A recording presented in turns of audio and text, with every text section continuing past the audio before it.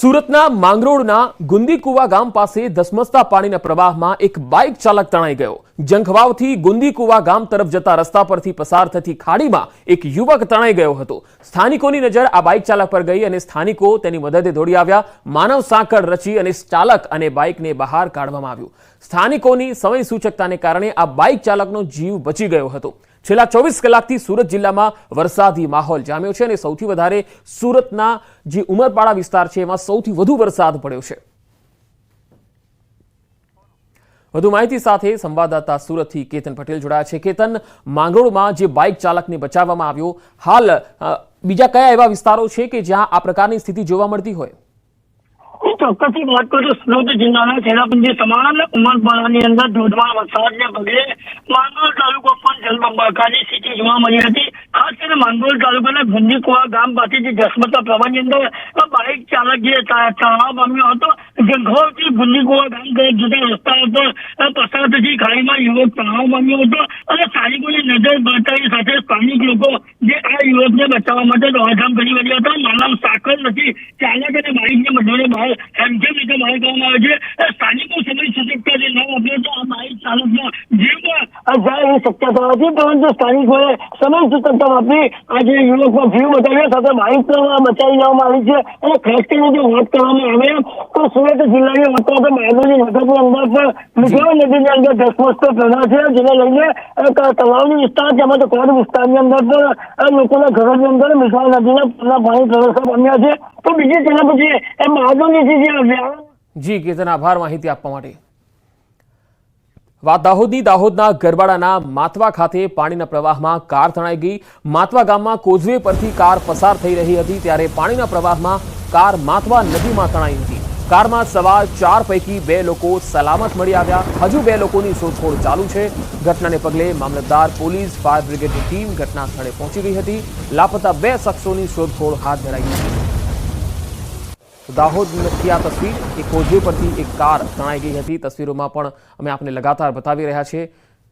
માતવા ખાતેથી પાણીના પ્રવાહમાં આ કાર તણાઈ હતી। આ માતવા ગામ જે ગરબાડા તાલુકામાં આવે છે અને ત્યાંથી જે કોઝવે પરથી કાર પસાર થઈ રહી હતી ત્યારે પાણીનો જે પ્રવાહ છે એ ધસમસતો અહીંયાથી વહેતો હતો, જેના કારણે આ કાર માતવા નદીમાં જે તણાઈ ગઈ હતી। વધુ માહિતી સાથે દાહોદથી સંવાદદાતા સૌરભ જોડાયા છે। સૌરભ, કારમાં જે સવાર છે તેમાંથી 2 લોકો સલામત મળી આવ્યા છે। શું બાકીના જે 2 લોકો હતા તેઓની કોઈ શોધખોળ, કોઈ ભાળ મળી આવી છે?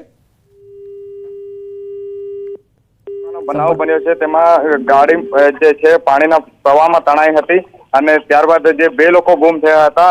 કહી શકાય કે ગતરોજ જે ગરબાડામાં 4 ઇંચથી વધુ જે વરસાદ નોંધાયો હતો તેના કારણે જે નદીઓમાં નવા નીરની આવક થઈ હતી અને આ જે કોઝવે પરથી ઇકો ગાડી પસાર થઈ રહી હતી તે સમયે જે પાણીનો વહેણ વધારે હોવાના કારણે જે પાણીના વહેણમાં ગાડી ખેંચાઈ હતી અને સાથે જે માતવા નદીમાં ઉતરી ગઈ હતી।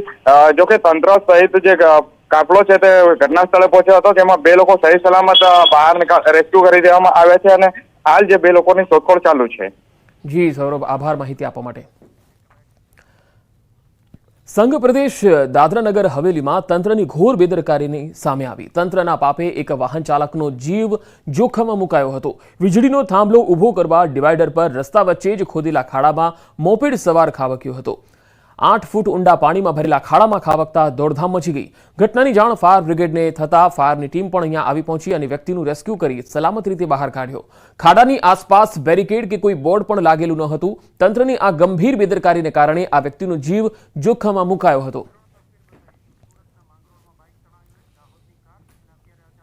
તો 3 અલગ અલગ તસવીર આપને બતાવીએ કે વરસાદને કારણે કેવી રીતે લોકો ફસાયા છે અને મેઘ તાંડવના કારણે પહેલી તસવીર જેમાં બાઇક તણાયું હતું, તસવીરોમાં જોઈ શકાય છે કે સુરતના માંગરોળમાં જે બાઇક તણાયું હતું અને સ્થાનિકો તેમની મદદે આવ્યા હતા। જ્યારે બીજી તસવીર દાહોદના ગરબાડાની છે કે જ્યાં એક કાર કોઝવે પરથી પસાર થઈ અને તે તણાવા લાગી હતી, જેમાંથી 2 લોકોને તો બચાવાયા, 2ની શોધખોળ ચાલુ છે। જ્યારે ત્રીજી તસવીર વાપીથી આવી રહી છે જ્યાં ખાડામાં અકસ્માત થયો।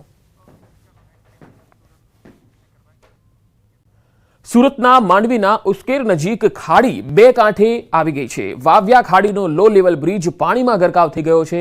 બ્રિજ પાણીમાં ગરકાવ થતા માર્ગ બંધ થઈ ગયો છે। આ તસવીરો જુઓ। બારડોલી જવા માટે 15 કિલોમીટરનું અંતર હવે કાપવું પડશે, કારણ કે હવે અહીંયાથી પાણીનો પ્રવાહ પસાર થઈ રહ્યો છે, જેથી વાહનોની અવરજવર અહીંયા બંધ થઈ ગઈ છે।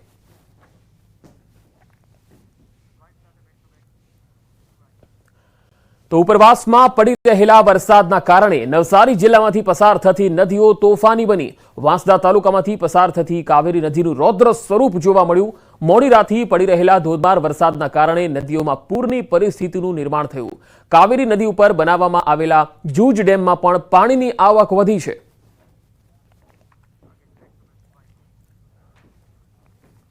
તો નવસારી જિલ્લામાં મેઘરાજા મન મૂકીને વરસી રહ્યા છે. જિલ્લાના ખેરગામ તાલુકામાં 24 કલાકમાં 11 ઇંચ વરસાદ થયો. વાંસદા તાલુકામાં પણ 24 કલાકમાં 6 ઇંચ વરસાદ વરસ્યો. નવસારીના ઉપરવાસના ડાંગ જિલ્લામાં પણ ભારે વરસાદ ખાબક્યો. આહવા અને વઘઈ તાલુકામાં 5 ઇંચથી વધુ વરસાદ વરસ્યો, જ્યારે સાપુતારામાં 4.5 ઇંચ વરસાદ નોંધાયો છે. ભારે વરસાદને પગલે નવસારીની પૂર્ણા નદીના જળસ્તરમાં વધારો થયો છે. પૂર્ણા નદીની જળ સપાટી 16.75 ફૂટ પર પહોંચી છે, જ્યારે ભયજનક સપાટી 23 ફૂટ છે. જિલ્લાના ચીખલીમાં 3.12 ઇંચ, નવસારીમાં 2.20 ઇંચ અને ગણદેવીમાં 2.08 ઇંચ વરસાદ નોંધાયો છે.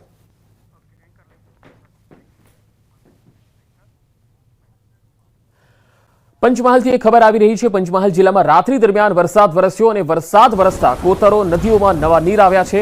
ગોધરાના જોરાપુરા પાસેથી પસાર થતી સુડવેલ નદીમાં ધસમસતા પાણી વહેતા જોવા મળ્યા છે. વહેલી સવારે નદીના પુલિયા ઉપરથી પાણી વહી રહ્યા છે.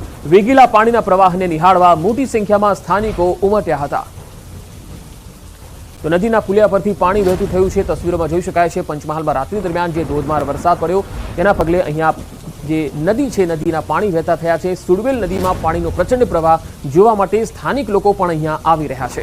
વરસાદ વરસતા કોતરો અને નદીઓમાં નવા નીરની આવક થઈ રહી છે.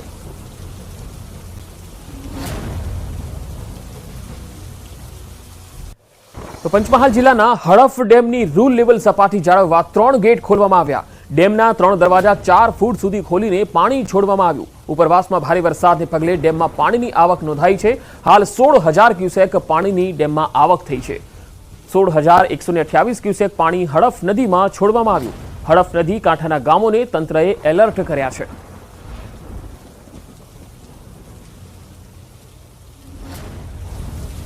ઉપરવાસમાં સારા વરસાદને કારણે પંચમહાલના પાનમ, હડફ અને કરાડ ડેમમાં નવા નીરની આવક થઈ રહી છે. પાનમ ડેમમાં હાલ 50,244 ક્યુસેક પાણીની આવક છે. ડેમની રૂલ લેવલ સપાટી છે 127.41 મીટર, જ્યારે હાલની જળ સપાટી 124.30 મીટર પર પહોંચી ગઈ છે. ડેમમાં 62.27% પાણીનો જથ્થો સંગ્રહિત છે.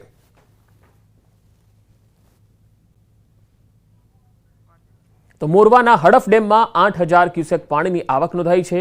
ડેમના 3 ગેટ 1.5 મીટર સુધી ખોલવામાં આવ્યા છે. 8,064 ક્યુસેક પાણી હાલ નદીમાં છોડાઈ રહ્યું છે. હડફ ડેમની જળ સપાટી 165.80 મીટર પર પહોંચી છે. ડેમ 90.65% ભરાયો છે.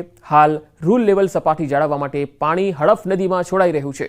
હડફ ડેમમાં રાત્રે 5 ગેટ 9 મીટર સુધી ખોલી 40,000 ક્યુસેક પાણી હડફ નદીમાં છોડાયું. હડફ નદીમાં પૂર જેવા દ્રશ્યો જોવા મળ્યા હતા.